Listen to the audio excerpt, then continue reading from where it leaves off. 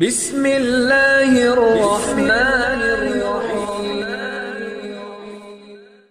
مفتی شعیب اللہ خان صاحب کے بیانات کے لیے مفتی صاحب کے آفیشیل چینل کو سبسکرائب کریں اور زیادہ سے زیادہ شیئر کریں۔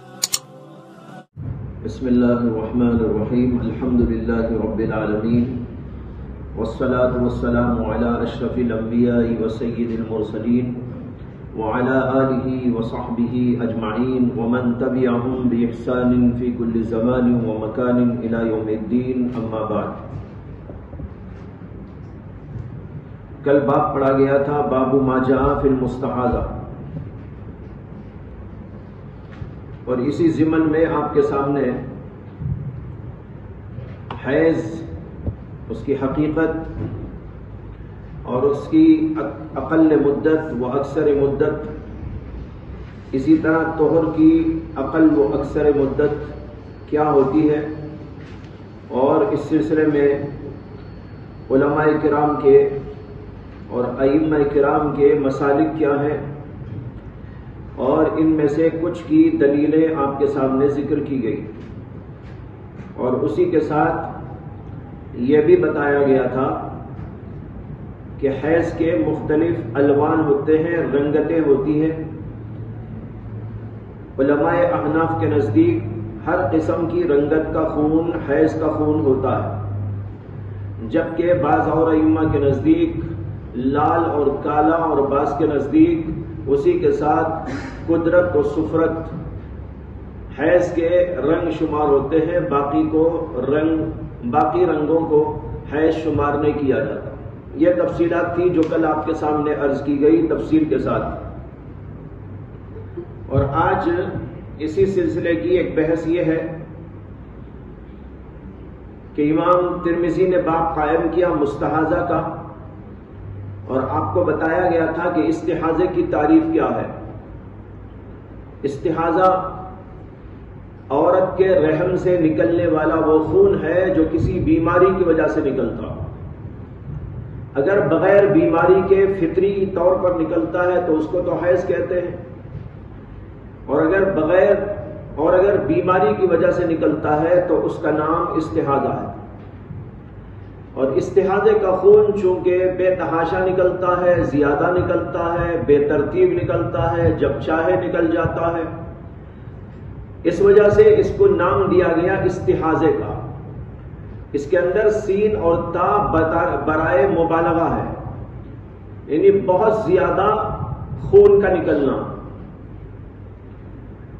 جو عورت کے استحاضے کی بیماری میں مبتلا ہوتی ہے اس کو مستحاضہ کہتے ہیں، یعنی وہ عورت جس کے اوپر استحاضے کی بیماری آ گئی، یہ ہوئے معنی اس کے مستحاضہ، یہ مفعول کا صیغہ ہے، اور اس لیے اس کا ترجمہ ہوگا کہ وہ عورت جس کے اوپر استحاضے کی بیماری آ گئی۔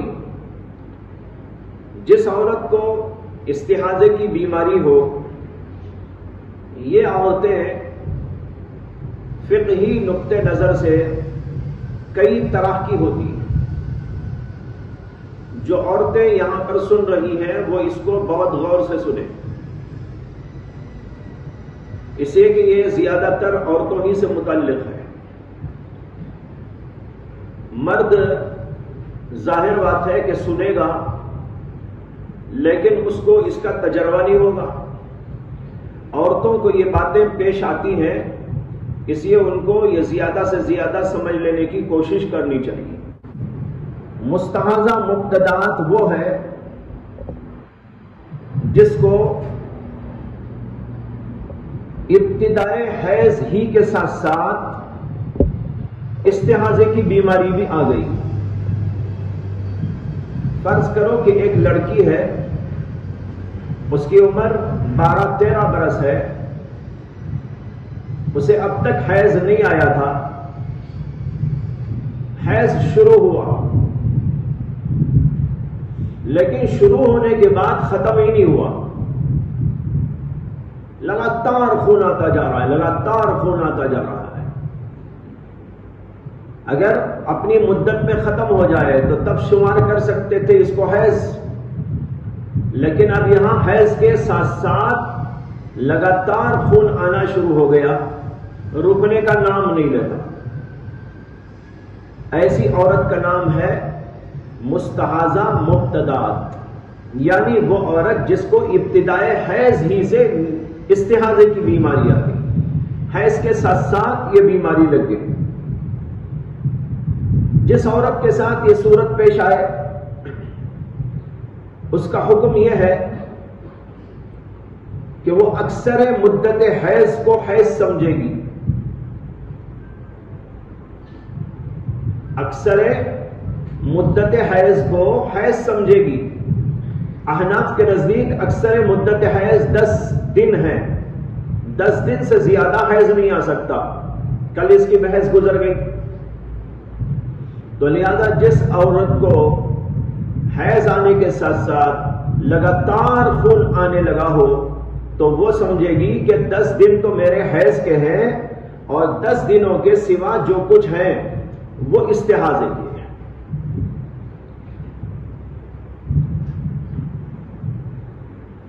اب اس کے بعد اسے کہ اسے تو لگاتار آ رہا ہے خون، رکنے کا نام نہیں لیتا، تو اس کے بعد وہ 20 دن تک اپنے آپ کو پاک سمجھے گی. یعنی خون تو آتا رہے گا، وہ استحاضے کا خون ہے، حیض کا خون نہیں ہوگا. اور استحاضے کے خون آنے کے باوجود وہ پاک ہے عورت. جب حیض کا خون آتا ہے تب تو وہ ناپاک شمار ہوتی ہے، نماز پڑھنا منع ہے، یہاں تک کہ روزہ رکھنا بھی اس کے لیے منع ہے. لیکن جب حیض کے ایام گزر جائیں 10 دن تو اس کے بعد خون تو آتا رہے گا. وہ خون کیا کہلائے گا؟ استحاضے کا خون کہلائے گا. استحاضے کے خون کے ایام کو وہ طہر سمجھے گی، پاکی سمجھے گی. جسے کو تو بیماری کا خون ہے، ایسا ہے جیسے کہ کسی کو یہاں سے کٹ گیا، خون آنے لگا، یا کسی اور جگہ سے کچھ بیماری آ گئی، وہاں سے خون رسنے لگا، تو وہ ناپاک نہیں ہے. تو وہ 20 دن تو سمجھے گی کہ میں پاکی کا زمانہ گزار رہی ہوں.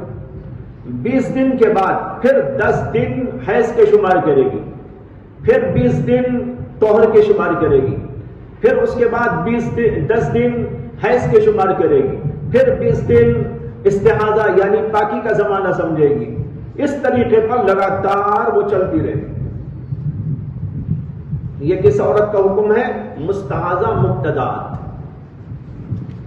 جسے ابتدائے حیض کے ساتھ ساتھ ہی یہ بیماری لگ گئی، خون رکنے کا نام نہیں لیتا. تو لہذا وہ 10 دن تو شمار کرے گی حیض کے، پھر 20 دن شمار کرے گی پاکی کے، پھر 10 دن شمار کرے گی حیض کے، پھر 20 دن شمار کرے گی پاکی کے، جب تک اس کی یہ بیماری ختم نہ ہو. اسی طریقے پر وہ چلتی رہے. اب یہاں یہ سمجھ لیجئے کہ جن دنوں کو وہ سمجھے گی کہ میرے یہ حیض کے ایام ہیں، ان میں نماز نہیں پڑھے گی، روزے کے دن ہو تو روزہ نہیں رکھے گی. اور جب وہ 10 دن گزر جائیں گے تو اس کے بعد تو خون تو آتا رہے گا، لیکن اس خون کو وہ کیا سمجھے گی؟ استحاضہ سمجھے گی. اور استحاضے کے اندر اسے نماز پڑھنا بھی ہے، روزے کے ایام ہو تو روزہ رکھنا بھی ہے. لیکن اسے کیا کرنا پڑے گا؟ اس کا مسئلہ آگے آ رہا ہے تفصیل کے ساتھ، کہ جس عورت کو استحاضہ ہو تو وہ نماز پڑھنے کے لیے وضو کرے گی یا غسل کرے گی. امام ترمذی نے اسی کے لیے یہاں ابواب قائم کیے ہیں، وہاں پر اس کا مسئلہ آئے گا.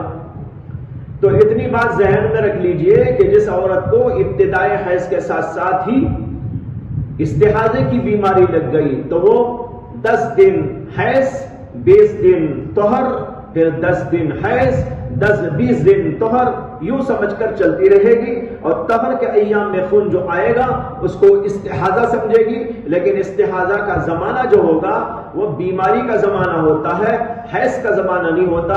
اس لیے نماز بھی اس کو پڑھنا لازم ہے، اور روزے کے ایام ہو تو روزہ رکھنا بھی اس کے لیے ضروری ہے، اور تلاوت وغیرہ بھی وہ کر سکتی ہے. لیکن احناف کے نزدیک اس کا مسئلہ یہ ہے کہ ہر نماز کے وقت میں نیا وضو کرے گی. جیسے کہ آپ نے سلسل بول والے کا مسئلہ پڑھا ہوگا، جس آدمی کو لگاتار پیشاب کے قطرے نکل رہے، یا جس آدمی کو نکسیر بھول گئی، بار بار خون آ جاتا ہے، بار بار خون آ جاتا ہے، رکنے کا نام نہیں لیتا، یا اسی طرح کہیں پر زخم ہو گیا ہے، زخم سے برابر خون نکلتا رہتا ہے، اس کو کہتے ہیں معذور۔ معذور کا حکم یہ ہوتا ہے کہ جب وقت آئے گا نماز کا تو اس وقت کے لیے وہ وضو کرے، اور جب تک وہ وقت رہے گا اس وقت تک اس کا وضو بھی باقی رہے گا۔ مثلا ظہر کے لیے وضو کرے گا تو وہ وضو اس کا خون آنے کے باوجود، عورت کو استحاضے کا خون نکلنے کے باوجود، مرد کو بھی پیشاب کے قطرے آنے کے باوجود، وہ صرف کیا کرے گا؟ وقت پر وضو کرے گا۔ وہ وضو اس کا عصر تک کام آئے گا، پھر عصر میں نیا وضو کرے گا، اور وہ مغرب تک اس کے کام آئے گا، پھر مغرب میں نیا وضو کرے گا، وہ اسے عشاء تک کام آئے گا۔ اس طرح ہر نماز کے وقت میں نیا وضو کر لے گا۔ یہ مسئلہ آگے چل کر آئے گا۔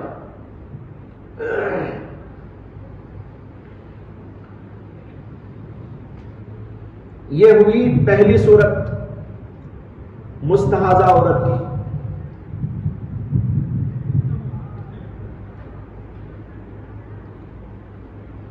اس میں امام شافعی کا جو مسلک ہے وہ بھی عرض کر دوں۔ یہ میں نے جو ابھی عرض کیا مسئلہ، یہ مسئلہ ہے امام ابو حنیفہ رحمۃ اللہ علیہ کے نزدیک۔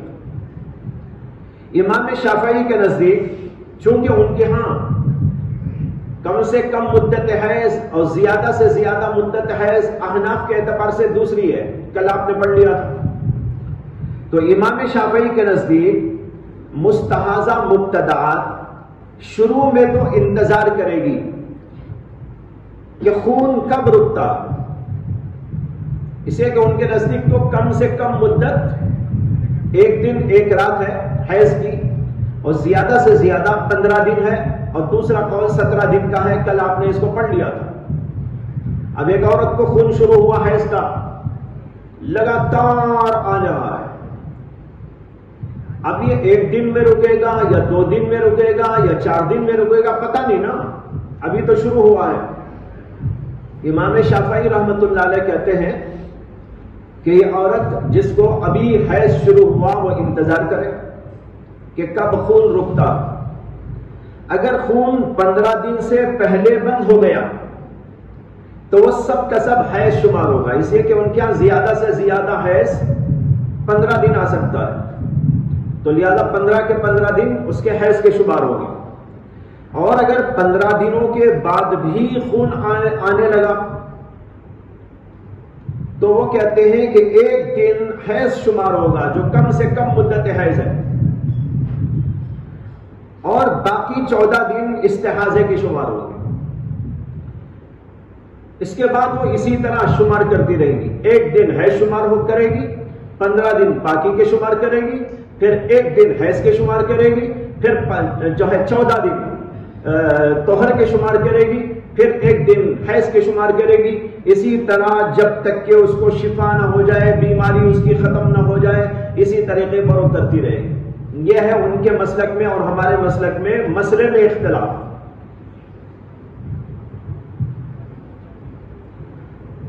دوسری صورت مستحاضہ معتادہ۔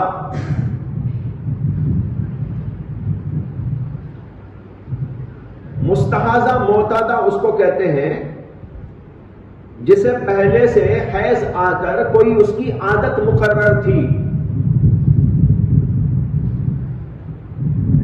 استحاضے کی بیماری اسے لگی نہیں تھی، شروع میں 1 بار 2 بار 3 بار حیض آ چکا ہے اسے،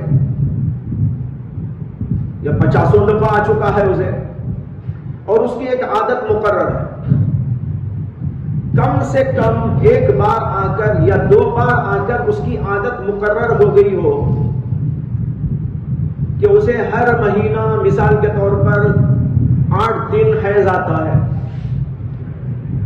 یہاں پر آپ کے علم میں لانے کے لیے عرض کر دوں کہ عورتوں کو جو حیض کے ایام آتے ہیں تو ان میں بیشتر عورتوں کی عادت مقرر ہوتی ہے۔ کسی کی عادت ہوتی ہے کہ ہر مہینے کی 5 تاریخ سے 10 تاریخ تک خون آتا ہے، کسی کی تاریخ یہ ہوتی ہے کہ 6 تاریخ سے 12-13 تاریخ تک آتا رہتا ہے، کسی کو 8 دن کی عادت ہے، کسی کو 5 دن آنے کی عادت ہے، اور کسی کو 10 دن آنے کی عادت ہے، کسی کو 3 ہی دن آنے کی عادت ہے، اور ان کی تاریخیں بھی مقرر ہوتی ہیں، اس تاریخ سے اس تاریخ تک، اس تاریخ سے نکل شروع ہوتا ہے، اس تاریخ پر بند ہو جاتا ہے۔ اس طریقے پر عورتوں کی عادت مقرر ہوتی ہے عام طور پر۔ بعض عورتیں ایسی ہوتی ہیں جن کی عادت مقرر نہیں ہوتی، یعنی کبھی کچھ ہو جاتا ہے ان کے ساتھ، کبھی کچھ ہو جاتا ہے، لیکن بیشتر عورتوں کی عادت مقرر ہوتی ہے۔ تو جس عورت کی عادت حیض میں مقرر ہو، ایک بار اسے لگاتار خون شروع ہو گیا، پہلے تو عادت تھی، فرض کرو کہ ایک عورت کی عادت تھی 7 دن خون آنے کی، لیکن اب یہاں 7 دن کے بعد 8ویں دن بھی آنے لگا، 9ویں دن بھی آنے لگا، 10ویں دن بھی آنے لگا، لگاتار آنا شروع ہو گیا، تو اس کو کہتے ہیں معتادہ مستحاضہ یا مستحاضہ معتادہ۔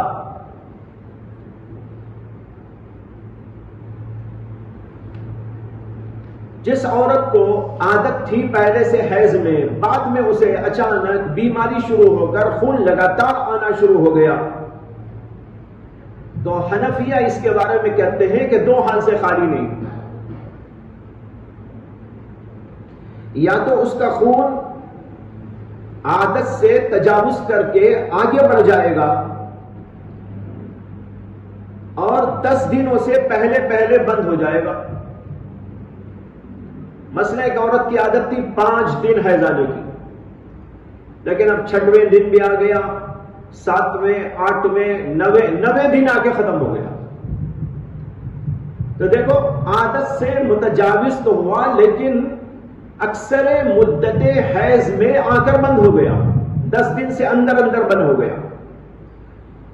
تو اس کے بارے میں علماء احناف کہتے ہیں کہ اس میں یہ سمجھا جائے گا کہ اس عورت کی حیض میں عادت بدل گئی، 10 دنوں کے اندر یا 10ویں دن تک آ کے بند ہو گیا خون، تو سارا کے سارا حیض ہے، اسے کہ زیادہ سے زیادہ حیض 10 دن آ سکتا ہے۔ اب جس کی عادت تھی 5 دن کی، سمجھیں گے کہ بھئی اب اس کی عادت ہو گئی 8 دن کی، یا 10 دن آیا تو سمجھیں گے کہ اب اس کی عادت ہو گئی 10 دن کی، عادت بدل گئی۔ اور اگر 10 دنوں سے بھی آگے خون بڑھ گیا،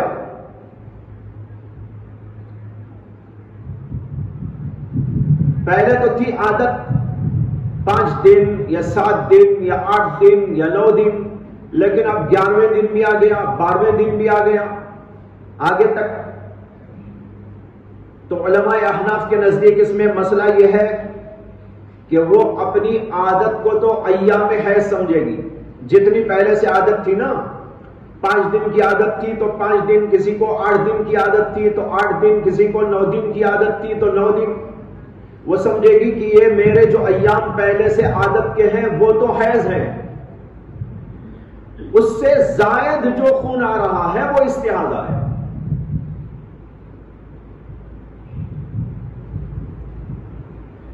بہت ہی آسان کر کے پیش کر رہا ہوں، اتنا آسان کر دیا ہوں کہ شاید اس سے آسان کرنا میرے بس میں نہیں ہے، ورنہ کتابیں آپ پڑھیں گے تو بڑی گجلت ملے گی آپ کو اس میں، اور یہ بہت سی کتابیں پڑھ کر خلاصے کے طور پر آپ کو سمجھایا جا رہا ہے۔ تو مستحاضہ معتادہ کی 2 شکلیں ہو گئی، عادت کے خون سے خون بڑھ گیا لیکن 10 دنوں کے اندر یا 10 دنوں پر بند ہو گیا، تو سمجھے کہ عادت بدل گئی اور پورے کے پورے دن حیض کے۔ لیکن اگر 11ویں 12ویں دن اور آگے بڑھنے لگا خون، تو تب وہ سمجھے گی کہ جتنی عادت میری تھی وہی عادت اب بھی ہے، حیض کے اتنے ہی دن ہیں، اور جو اس سے بڑھ گئے وہ سارے کا سارا استحاضہ ہے۔ فرض کرو زینب نامی ایک عورت کو 5 دن خون آتا تھا ہر مہینے، اب ایک بار ایسا ہوا 5 دن سے آگے بڑھتے ہوئے 15، 16، 18، 20 دن تک چلا گیا، اب وہ 5 دنوں کو تو سمجھے گی حیض، 5 دنوں کے علاوہ جو کچھ ہے وہ استحاضہ ہے، بیماری کا خون ہے، لہذا بیماری کے خون کے ایام میں اسے نماز پڑھنی ضروری ہے، روزے کے ایام ہو تو روزہ رکھنا ضروری ہے، لیکن حیض کے جو 5 ایام ہیں ان میں اس کے لیے نماز معاف ہے، روزہ معاف ہے، یہ ہے فرق سمجھنے کا۔ تو 5 دن وہ حیض سمجھے گی، 5 دنوں کے علاوہ جو کچھ ہے اسے استحاضہ سمجھے گی۔ یہ ہے معتادہ کی، مستحاضہ معتادہ کی صورتحال۔ تیسری شکل مستحاضہ متحیرہ، متحیرہ حیران پریشان، وہ مستحاضہ جو حیران ہے، پریشان ہے، کچھ سمجھ میں نہیں آ رہا ہے۔ فقہاء اس کو متحیرہ بھی کہتے ہیں، ضالہ بھی کہتے ہیں، ناسیہ بھی کہتے ہیں۔ متحیرہ پریشان، حیران، ضالہ مانے راستہ گم کردہ، ناسیہ مانے بھولی بھٹکی، پریشان ہے، کچھ سمجھ میں نہیں آ رہا۔ اور پھر متحیرہ کی 3 قسمیں ہیں۔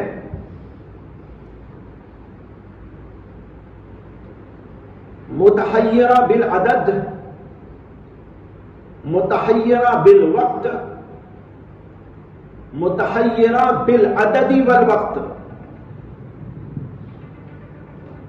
3 قسمیں۔ متحیرہ اس عورت کو کہتے ہیں جسے عادت کبھی بنی ہی نہیں تھی، عادت ہی بنی نہیں اس کی، یا عادت بنی تھی لیکن اسے یاد نہیں رہی،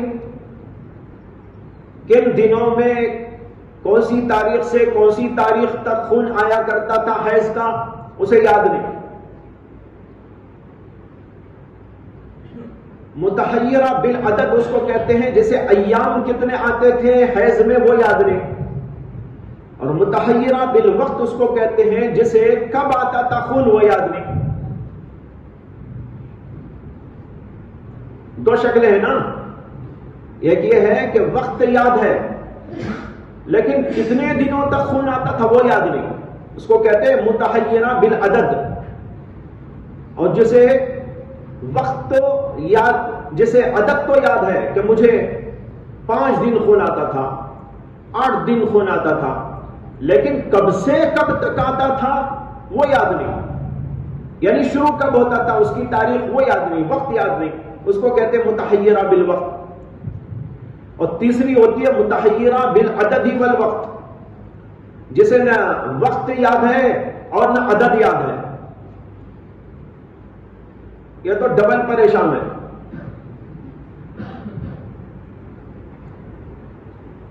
متحیرہ کے مسائل بڑے پیچیدہ ہیں،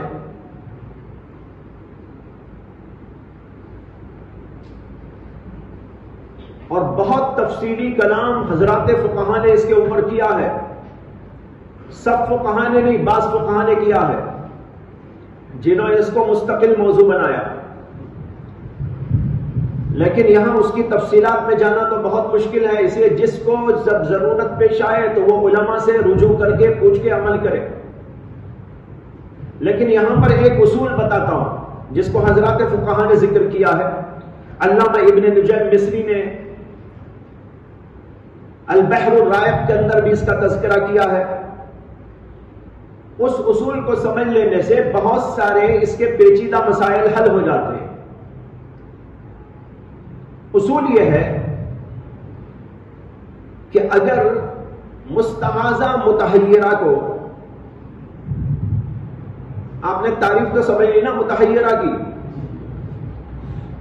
یعنی جسے حیض کے ایام کتنے اور کب یاد نہیں، یا اس کی عادت ہی بنی نہیں، یا تو عادت ہی بنی نہیں تھی یا کہ بنی تو تھی لیکن یاد نہیں، یہ ہے متحیرہ۔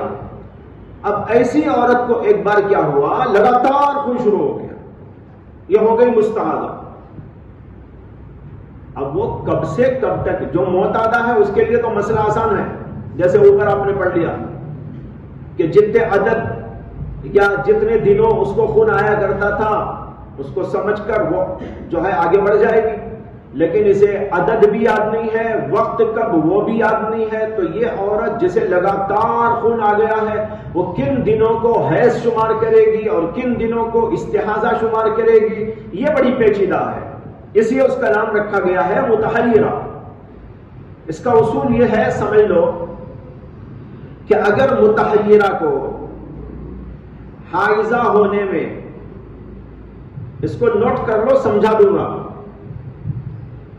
اگر متحیرہ کو اپنے حائضہ ہونے میں اور پاک ہونے میں اور حیض شروع ہونے میں شک ہو،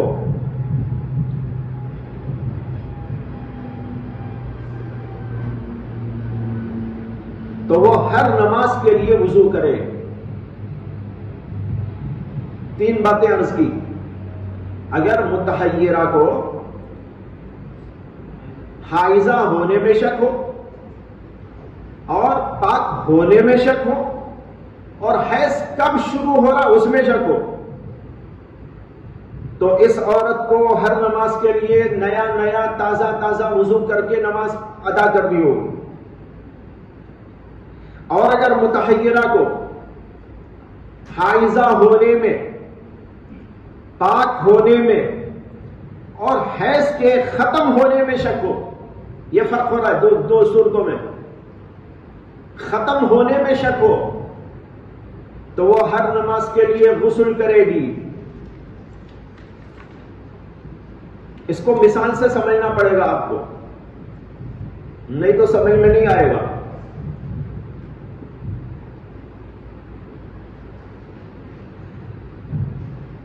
مثال یہ ہے کہ مثال کے طور پر زینب نامی ایک عورت ہے، اسے یاد ہی نہیں ہے کب خون آتا تھا، کتنے دنوں تک آتا تھا، متحیرہ ہے وہ۔ اسے اتنی بات تو معلوم ہے کہ اسے ہر ماہ کے شروع کے 10 دنوں، شروع کے 9 دنوں میں یا 10 دنوں میں خون آیا کرتا تھا۔ مثال کے طور پر اگر 7 دنوں میں خون آتا تھا، شروع کے 7 دنوں میں خون آتا تھا، کب سے یہ پتا نہیں، کون سی تاریخ سے کون سی تاریخ تک وہ اس کو یاد نہیں، اتنا یاد ہے کہ شروع مہینے میں 7 دنوں تک حیض آتا تھا، مگر یہ یاد نہیں کہ کون سی تاریخ کو شروع ہو کر کون سی تاریخ تک آتا تھا، اس میں شک ہے اسے۔ شک یہ ہے 2 تاریخ کو آتا تھا یا 3 تاریخ کو آتا تھا، سمجھ میں آیا؟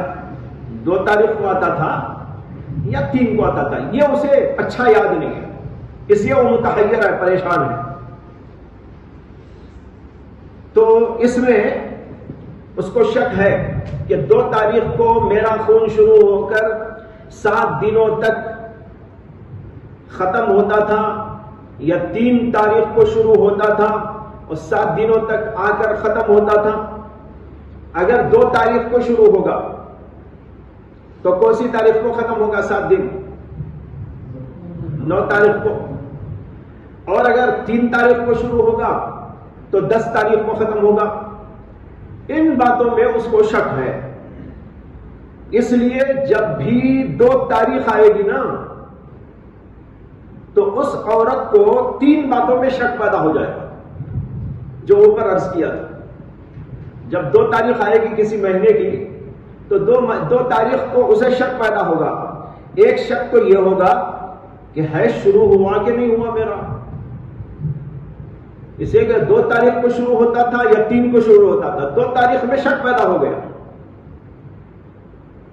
کہ بھائی خون شروع ہو گیا میرا یا نہیں ہوا۔ اور یہ بات اس کو شک میں ڈالے گی کہ جو خون آ رہا ہے یہ حیض ہے یا نہیں ہے، اور ایک یہ اس کو پریشانی ہوگی کہ یہ طہر کا زمانہ ہے یا نہیں، پاکی کا زمانہ ہے یا نہیں، ان باتوں میں اسے شک ہوگا. یہ شک اسے دوسرے دن 3 تاریخ تک رہے گا. اسے کہ 2 تاریخ سے 3 تاریخ میں اسے اشکال ہے نا، شبہ ہے، تو 2 تاریخ سے شبہ شروع ہو جائے گا اور یہ شبہ آ کر 3 تاریخ کو ختم ہو جائے گا. اسے ختم ہو جائے گا کہ اسے اتنا ہی شک ہے، 2 کو شروع ہوتا تھا یا 3 کو. 2 میں شک ہے، 3 میں یقین ہے. 3 میں آئی تو یقین ہو گیا اس کو کہ اب تو بہرحال شروع ہو گیا ہے. لیکن 2 کو شروع ہو گیا تھا یا نہیں ہوا تھا، اس کے اندر اسے شک تھا. وہ شک چلتے چلتے 3 تاریخ کو ختم ہو جائے گا. یہ عورت کیا کرنا ہے؟ یہ عورت ہر نماز کے لیے نیا وضو کر کے نماز پڑھنا ہے. اوپر کہا تھا میں نے، اس عورت کو کیا کرنا ہے؟ ہر نماز کے لیے تازہ وضو کرنا ہے. اس کے بعد جب 3 تاریخ ہوگی تو اس کو چاہیے کہ وہ نماز چھوڑ دے. اسے کہ 3 تاریخ آ گئی تو یقین ہو گیا نا اسے. اب 2 تاریخ سے 3 تاریخ کے درمیان کی جو نمازیں ہیں اس میں تو وہ نیا وضو کر کے نماز پڑھتے رہے، نماز نہیں چھوڑے گی. نماز اس لیے نہیں چھوڑے گی کہ اس میں ہو سکتا ہے کہ وہ حیض کا خون نہ ہو، استحاضے کا خون ہو، بیماری کا خون ہو. اسے کہ شک ہے اسے، لہذا شک ہونے کی وجہ سے وہ نیا وضو کر کے جیسے کہ مستحاضہ نماز پڑھتی ہے اس طرح وہ نماز پڑھتی رہے، نماز نہ چھوڑے. لیکن جب 3 تاریخ آ جائے گی تو اسے یقین ہو گیا کہ اب میرا حیض شروع ہو گیا ہے. اب جب یقین ہو گیا تو اب نماز پڑھنے کی کیا بات ہے؟ نماز چھوڑ دینا ہے اسے. لہذا اب نماز چھوڑ دے گی کیونکہ اب اسے یقین ہو چکا ہے. اس کے بعد جب 7واں دن آئے گا،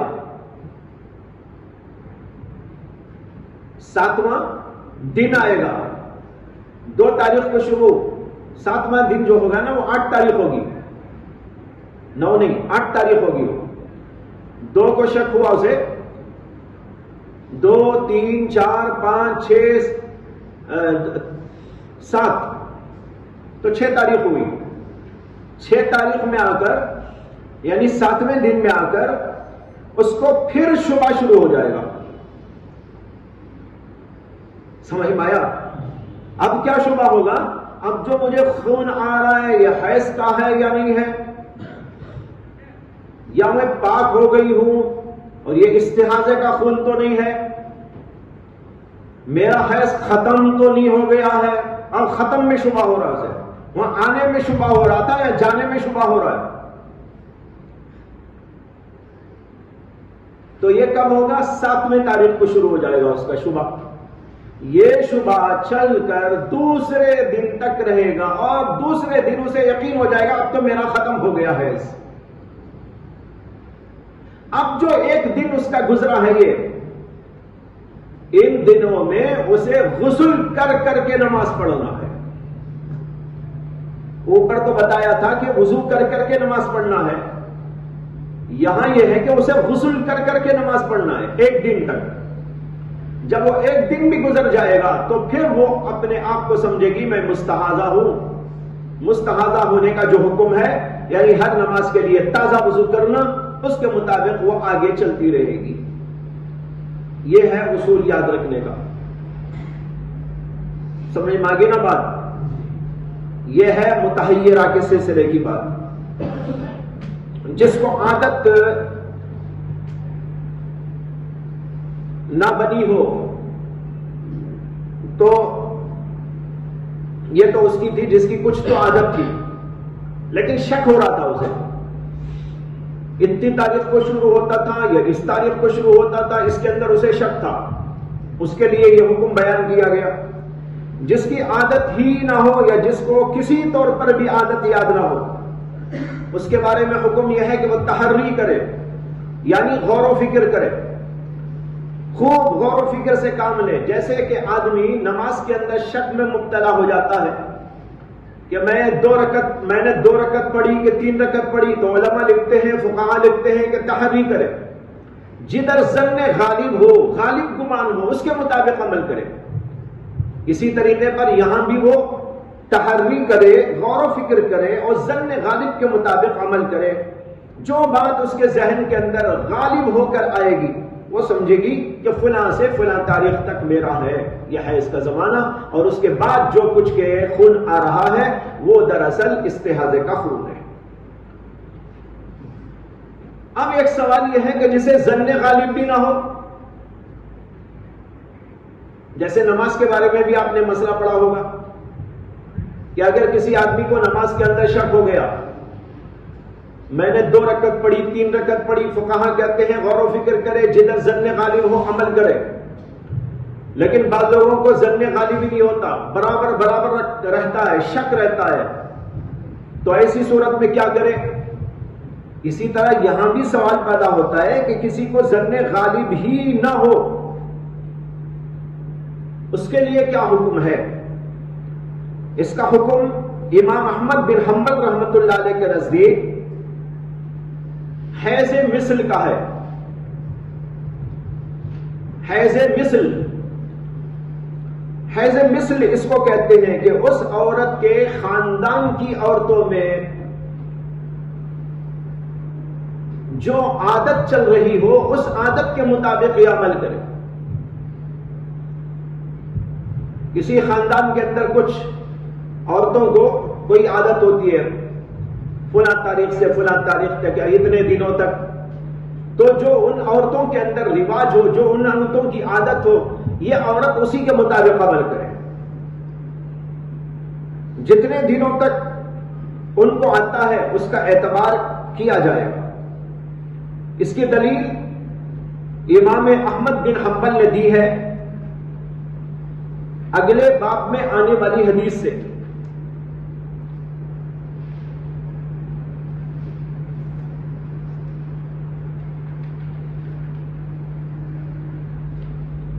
حمنا بنت جہش کی حدیث آگے آ رہی ہے۔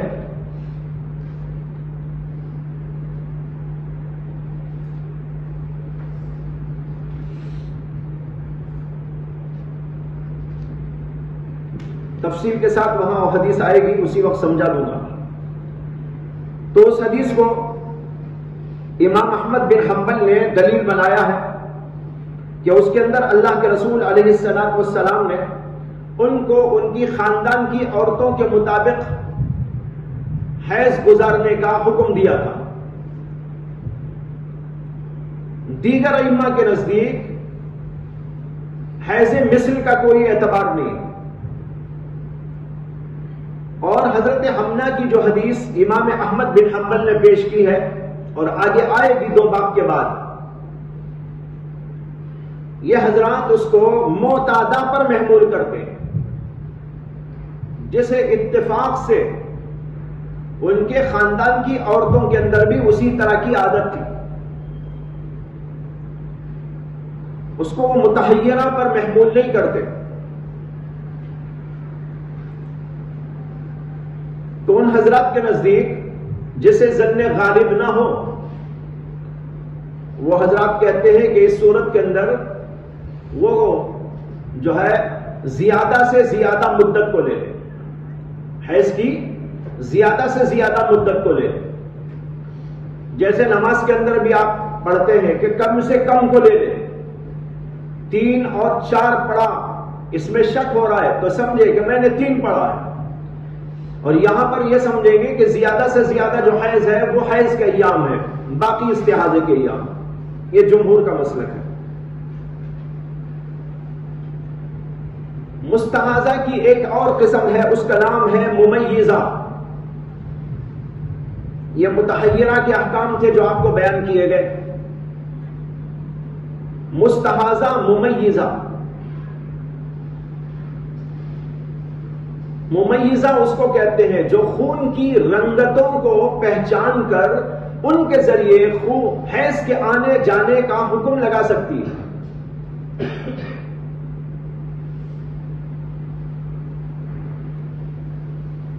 یعنی خون کے الوان اور رنگتوں سے حیض کے آنے جانے کو پہچان لینے کی صلاحیت جس عورت میں ہوتی ہے اس کو کہتے ہیں ممیزہ. خون کی رنگتوں سے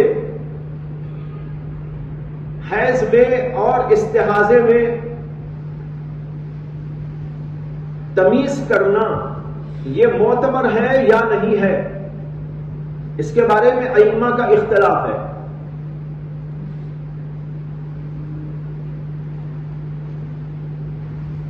اس کو فقہا یوں تعبیر کرتے ہیں تمیز بالعادت معتبر ہے یا تمیز بالدم معتبر ہے. تمیز بالعادت معتبر ہے یا تمیز بالدم معتبر ہے. امام مالک کے نزدیک صرف تمیز بالدم معتبر ہے، وہ تمیز بالعادت کا اعتبار نہیں کرتے.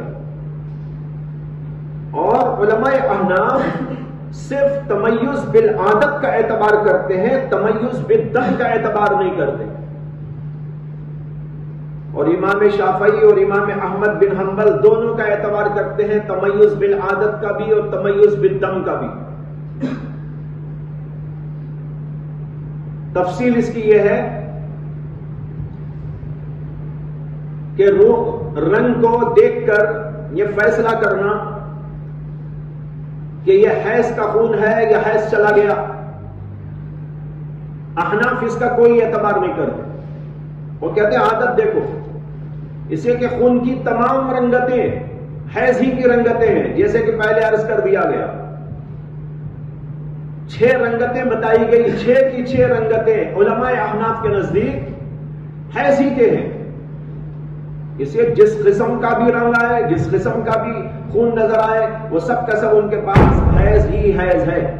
ان کے پاس عادت کا اعتبار ہے، کتنے دنوں تک اس کو آتا تھا، کتنے دنوں میں ختم ہوتا تھا، اس کا اعتبار کرتے ہیں علماء احناف. لیکن امام مالک رحمت اللہ علیہ اس کا اعتبار کرتے ہیں کہ خون کی رنگتیں کیسی ہیں. جیسے کہ اس سے پہلے بھی بتایا گیا 4 رنگتیں ان کے پاس حیض کی شمار ہوتی ہیں اور 2 رنگتیں ان کے پاس حیض کی شمار نہیں ہوتی. اسود اور حمرت، صفرت و قدرت، یہ 4 تو امام مالک رحمت اللہ علیہ کے نزدیک حیض کے رنگ ہے. اور جو مٹیالہ رنگ ہے اور اسی طرح خضرت ہرا رنگ ہے، یہ ان کے نزدیک حیض کے خون نہیں. جب وہ رنگ آ جائے گا وہ کہیں گے حیض ختم ہو گیا. اسی طرح شدت اور خفت سے بھی وہ جو ہے حیض کے آنے جانے کا حکم لگاتے ہیں. اسے کہ جب خون شروع میں آتا ہے تو کہتے ہیں کہ بہت ہی جو ہے گاڑھا اور اس کی رنگ بہت سخت ہوتی ہے، رنگ سخت ہوتا ہے. لیکن جو ایام آگے بڑھتے ہیں ہلکا پڑ جاتا ہے. جب ہلکا پڑ جاتا ہے تو حکم دیتے ہیں کہ حیض ختم ہو گیا. یہ ہے تمیز بالدم کا معنی. تو امام مالک رحمت اللہ علیہ تمیز بالدم ہی کا اعتبار کرتے ہیں، تمیز بالعادت کا ان کے پاس کوئی اعتبار نہیں. عادت کچھ بھی ہو اس کا کوئی اعتبار نہیں، عادت کبھی بھی بدل سکتی ہے، بس خونوں کو دیکھ کر فیصلہ کیا جائے. امام ابو حنیفہ رحمت اللہ علیہ کے نزدیک عادت کا اعتبار ہے. عورت کی جو عادت بنی ہوئی ہے اس کے مطابق وہ چلے گی. خون کی رنگت کچھ بھی ہو اس کا کوئی حساب نہیں، ہر رنگت ان کے پاس حیض ہی حیض ہے. اور امام شافعی رحمت اللہ علیہ اور امام احمد بن حنبل رحمت اللہ علیہ یہ دونوں حضرات دونوں کا اعتبار کرتے ہیں. تمیز بالدم کا بھی اعتبار ہے، تمیز بالعادت کا بھی اعتبار ہے.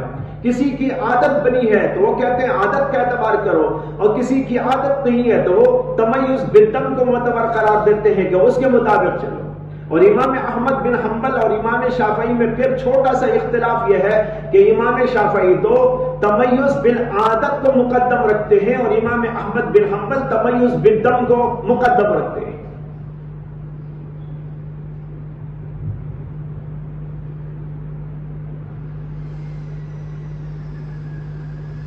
احناف جو تمیز بالعادت کا اعتبار کرتے ہیں اس کے لیے بہت ساری دلیلیں ہیں.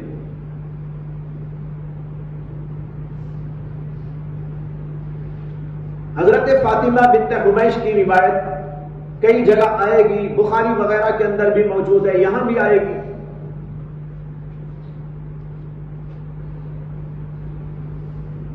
ان سے یہ بات صاف طور پر ثابت ہوتی ہے کہ اللہ کے نبی علیہ السلام نے عادت کے اعتبار کو معتبر عادت کا اعتبار کیا ہے۔ جیسے یہاں باپ کی حدیث میں ہے، فاطمہ بنت ابی حبیش اللہ کے نبی علیہ السلام کی خدمت میں آئی اور عرض کیا کہ یا رسول اللہ انی امرأۃ استحاض فلا اطہر افادع الصلاۃ قال لا انما ذلك عرق وليست بالحیضہ۔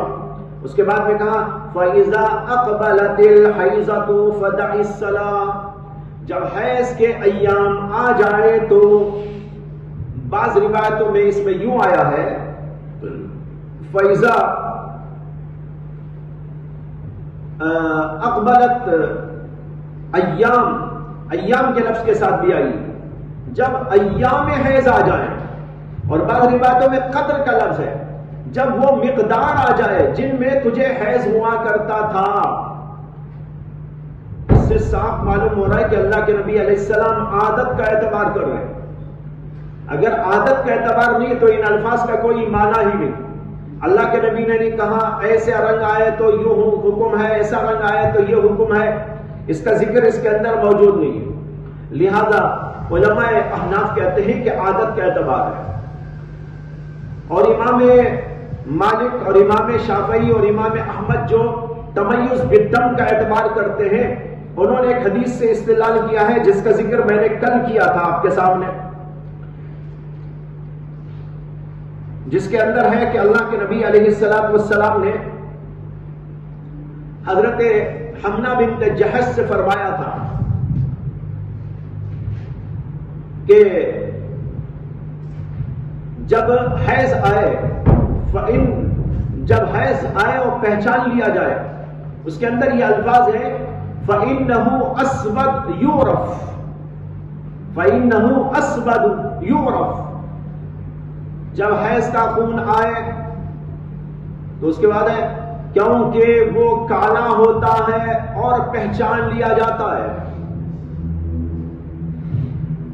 یہ روایت ابو داؤد کے اندر موجود ہے، لیکن امام ابو داؤد رحمۃ اللہ علیہ نے اس حدیث کے بارے میں کہا کہ یہ حدیث صحیح نہیں ہے۔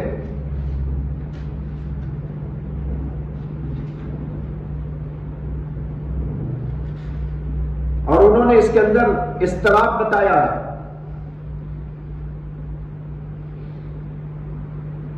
اضطراب کے علاوہ اس کے اندر اور بھی کئی خامیاں ہیں، موقوفاً مرفوعاً دونوں طرح، بعضوں نے اس طرح بعضوں نے اس طرح، اور اسی طرح کبھی یہ روایت حضرت عائشہ کی بیان کی تو کبھی حمنہ بنت جہش فاطمہ بنت جہش کی بیان کی، تو اس طریقے پر اس کے اندر فاطمہ بنت ابی حبیش کی بیان کی، اس طریقے پر اس کے اندر کافی اختلافات اور اضطرابات پائے جاتے ہیں۔ خود امام ابو داؤد نے اس کو روایت کرنے کے بعد اس روایت کو ضعیف قرار دیا ہے، اور اس کے مقابلے میں جو روایتیں ابھی میں نے اشارتاً آپ کے سامنے ذکر کی اور وہ روایتیں آئیں گی جس کے اندر عادت کے اعتبار کا ذکر ملتا ہے، وہ روایتیں صحیح درجے کی روایتیں، لہذا صحیح درجے کی روایات کے مقابلے میں اس روایت کا کوئی اعتبار نہیں ہو سکتا۔ اس لیے علماء احناف عادت کو معتبر قرار دیتے ہیں، الوان اور رنگتوں کو دیکھ کر فیصلہ کرنے کے سلسلے میں وہ اس سے متفق نہیں ہیں۔ یہ ہیں اس سلسلے کے مسائل جو اہم تھے، آپ کے سامنے ذکر کر دیے گئے۔